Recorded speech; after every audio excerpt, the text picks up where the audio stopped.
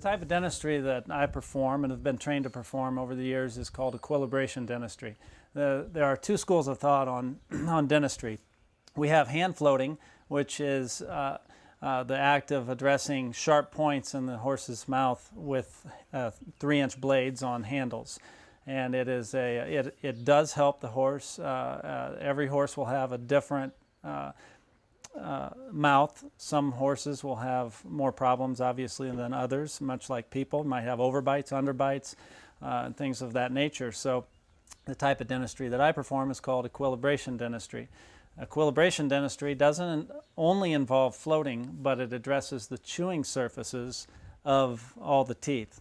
So what we're looking for in equilibration dentistry, and every mouth is going to be different, but our final result, we want all of the cheek teeth and all of the incisors to be of a consistent height. And this will allow for optimum performance, not only with grinding and eating, but also from a performance standpoint, so that we don't have inhibitions on jaw alignment, movement front to back, and side to side. An older horse, on average, that hasn't had equilibration dentistry will have more malocclusions than younger horses. That doesn't mean that a younger horse can't have a horrific mouth. They certainly can. But on the law of averages, we'll say if your horse is 10 to 15 years old and has never had equilibration dentistry, the malocclusions are most likely going to be greater in that mouth than they would be in a 5 or a 6-year-old. Once the doctor has sedated the horse, we go in and flush the mouth out, make sure there's good visibility inside the mouth. So after flushing the mouth, we want to get a good examination. So it's best, I feel, I can get a good examination of the incisors, the front teeth, when the horse is sedated and the head down. And the first thing I'm going to look at is the plane in which the incisors meet. If I were to stick a credit card between the incisors, that plane, typically we want to dissect the TM joint. In this case, we can see here on brown where that plane comes right in front of the eye. Now the reason for this is we want good rostrocaudal movement of the mandible, front to back movement of the mandible from a performance standpoint. So when I'm looking at incisors, that's one of the first things I want to address. So the first thing I do is make sure his eyes are level. I want to see the alignment of the incisors, and I can tell right now his midline is off to the right, maybe a couple of millimeters.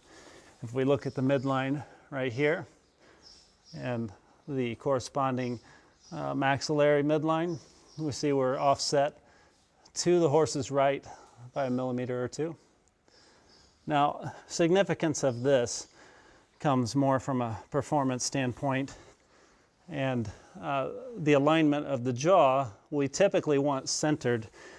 From a riding standpoint, the reason for that is the neurologic function of the trigeminal nerve, which runs through the TM joint. So the whole goal here is that we have proper rostrocaudal movement of the mandible and also good side-to-side movement of the jaw without an inhibition of a movement from left to right, because as the horse bends right or bends left, the mandible has to shift that direction.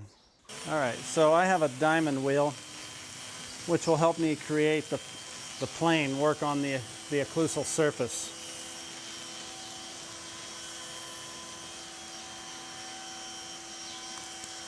Now initially what I'll do is just gap the incisors open with my hand at the diastema or the bars of the mouth.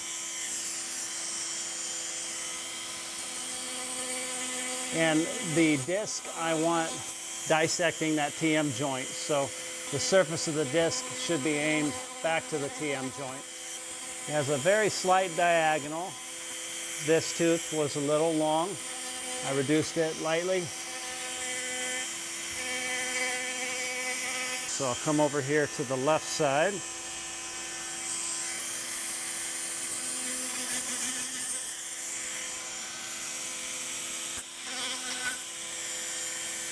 All right, so the next thing I will go to is a different instrument.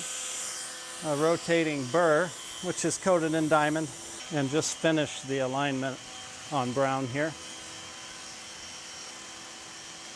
So I can, with the burr, I can get back on the back side of the occlusal surface. All right, now we can see here what I did was reduce the corner mandibular incisors. Really didn't touch the maxillary one. These teeth, he's young, these teeth are actively erupting. What's going to happen is these two teeth will join and be in occlusion probably within 4 to 8 weeks. At his part of life he's in right now. These are new. These come in, the corner incisors come in at 5 years of age, 4.5 years of age, usually in full wear by 5. What we want is all these cheek teeth to be consistent in height. And when we have overworn areas and overlong areas, the bite fits together more in a puzzle fashion, which will dictate every time how the mouth occludes. We hear concerns all the time of motorized instruments, and yes, they can be dangerous, but they can also be very, very beneficial and very safe at the same time. And here we have a rostral hook.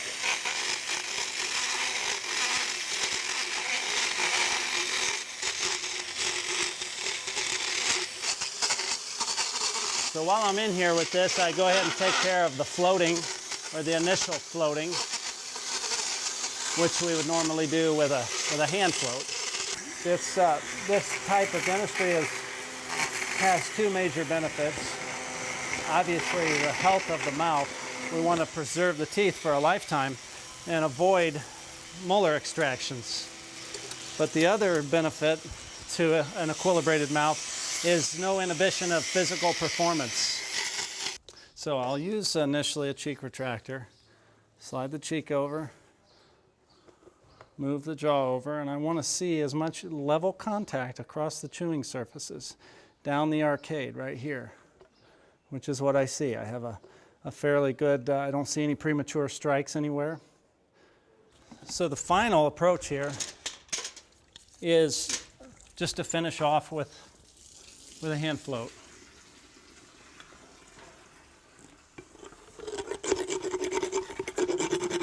From a performance standpoint, when the owner, Jessica, rides Brown, she may have been noticing some issues with him, maybe some hang-ups to the right.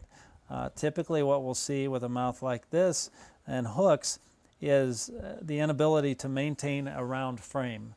So you know, by equilibrating these cheek teeth, it'll allow the horse's jaw to slide forward and allow this nerve function through the joint to stimulate the muscles that need to be stimulated for maintaining a round frame. So I would suspect that Jessica will notice a more free way of maintaining a round frame